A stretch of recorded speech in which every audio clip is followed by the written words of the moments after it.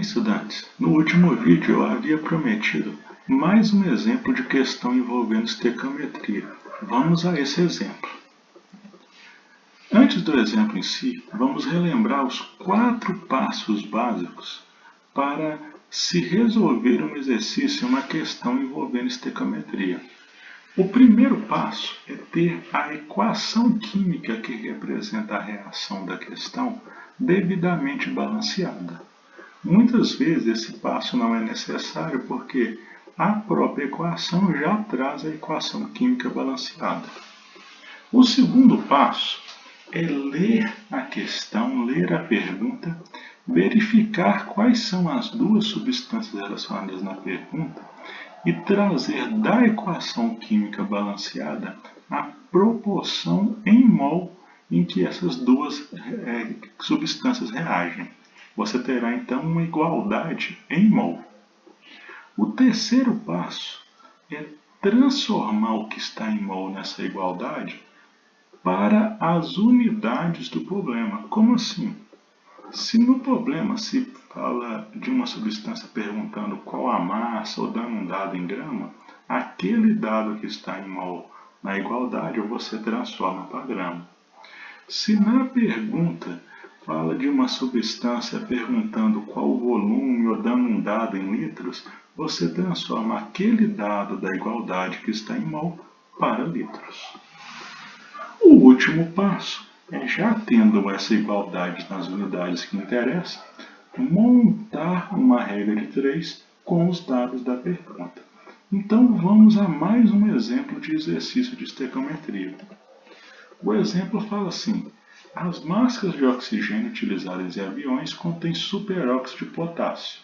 Quando a máscara é usada, o superóxido reage com o CO2 exalado pela pessoa e libera oxigênio, necessário à respiração, segundo a equação química balanceada.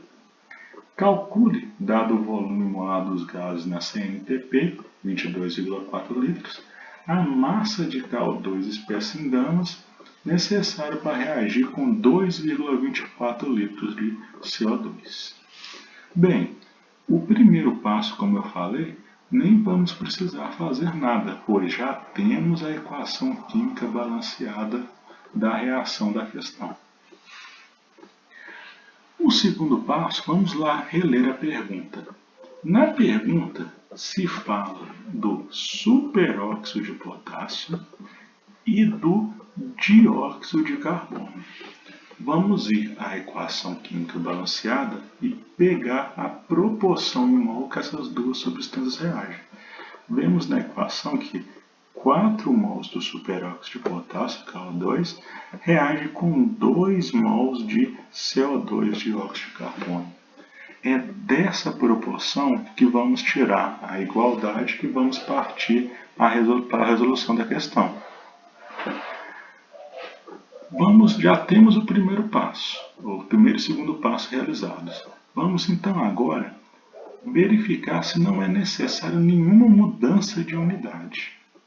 Verificamos que quando se fala do KO2 na pergunta, se pergunta qual a massa. Nem era necessário, mas na pergunta se fala, deixa bem claro que é para dar a resposta em gramas. Ou seja, temos que, antes de montar a regra de 3, transformar esse 4 mol de CO2 em gramas. Para isso, vamos calcular sua massa molar. É um potássio, cuja massa é 39, mais 2 oxigênios, cuja massa é 16. Esses dados são retirados da tabela periódica. Fazendo a multiplicação e a soma, temos que a massa molar do CO2 é 71 gramas por mol. Porém, como são 4 mols, 4 vezes 71, 284 gramas de CO2. Agora, quando se fala do CO2, é dado um valor em litros. E se fala em condições normais de temperatura e pressão, onde sabemos que 1 mol de gás ocupa 22,4 litros. 2 mols ocuparão 2 vezes 22,4, 44,8 litros de CO2.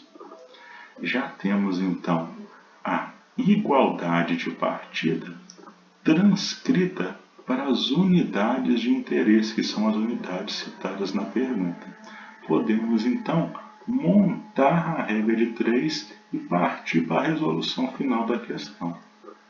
Na pergunta se fala em 2,24 litros de CO2, então debaixo do CO2, 2,24 litros de CO2.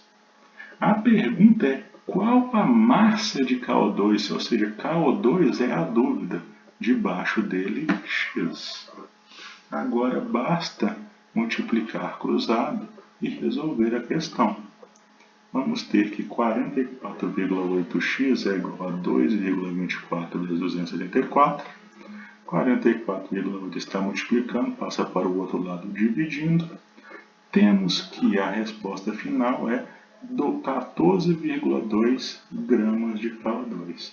Por que essa unidade? Porque lá no início da montagem da regra 3 vemos que litros de CO2 corta com litros de CO2, ou seja, a unidade final da nossa resposta só poderia ser em gramas de CO2. Então, resolvemos mais um exemplo de exercício envolvendo cálculo de estequiometria. Todos os exercícios seguirão esses mesmos passos que seguimos nos dois últimos exemplos. Algumas questões podem envolver alguma peculiaridade, como uma questão envolvendo rendimento de reação ou pureza de reagentes. Tá? Nos próximos vídeos, nos dedicaremos a resolver exemplos que envolvem essas situações especiais.